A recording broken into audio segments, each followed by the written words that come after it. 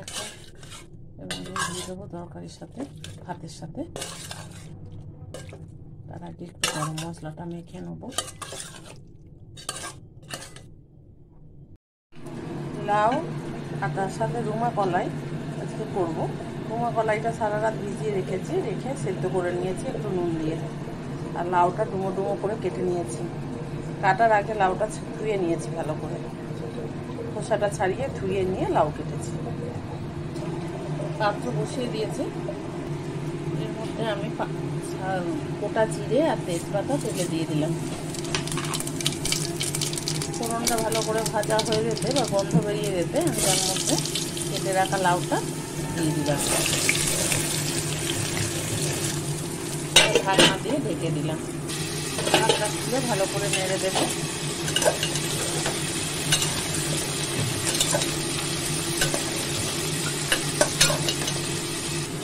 কয়েকবার নাড়াচাড়া করে নিয়ে ভাজা ভাজা করে নিয়ে যাতে আমি নুন, হলুদ আর অল্প করে জিরে ধনে দিয়ে দিলাম। আর দিয়ে দিলাম কয়েকটা কাঁচা লঙ্কা ভেঙে, 4টে মতো কাঁচা লঙ্কা আছে, ভেঙে সেটা দিয়ে দিলাম। ভালো করে কষিয়ে নেব। নুন অল্প করে দিলাম লাউটার মতনই, কারণ আমার রুমা কলাইয়ে বা লোবিয়াতে নুন দেওয়া আছে। লাউটা খুব ভালো করে তেলের মধ্যে কষিয়ে নেব। আবার ঢাকনা দিয়ে দেবো। খুব ভালো করে নরম হয়ে এলে তখন লোবিয়াটা দেবো। ঢাকনা খুলে আবার নেড়ে দেবো।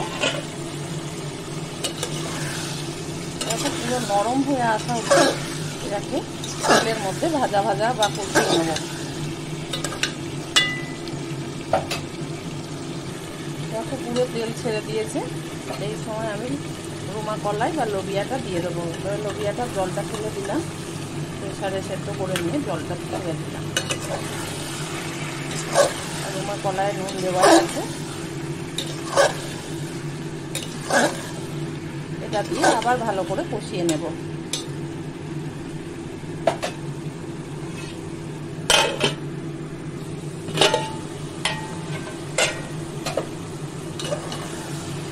ভালো করে কষাবো আবার কলাইটা দিয়ে।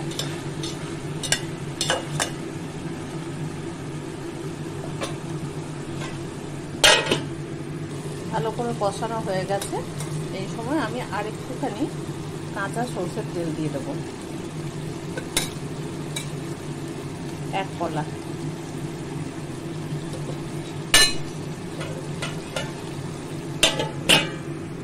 আর একবার নেড়ে দেবো।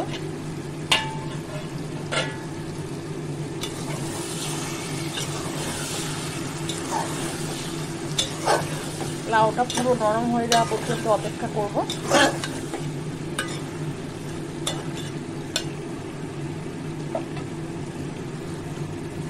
লাউটা সেদ্ধ হয়নি, তার জন্য আমি সামান্য একটু জল দিয়েছিলাম। এবার দেখে নেব, বা সুন্দর সেদ্ধ হয়ে গেছে। এই পর্যায়ে আমি গ্যাস বন্ধ করে দেবো। তবে তার আগে একটু শাহি গরম মশলা দেবো।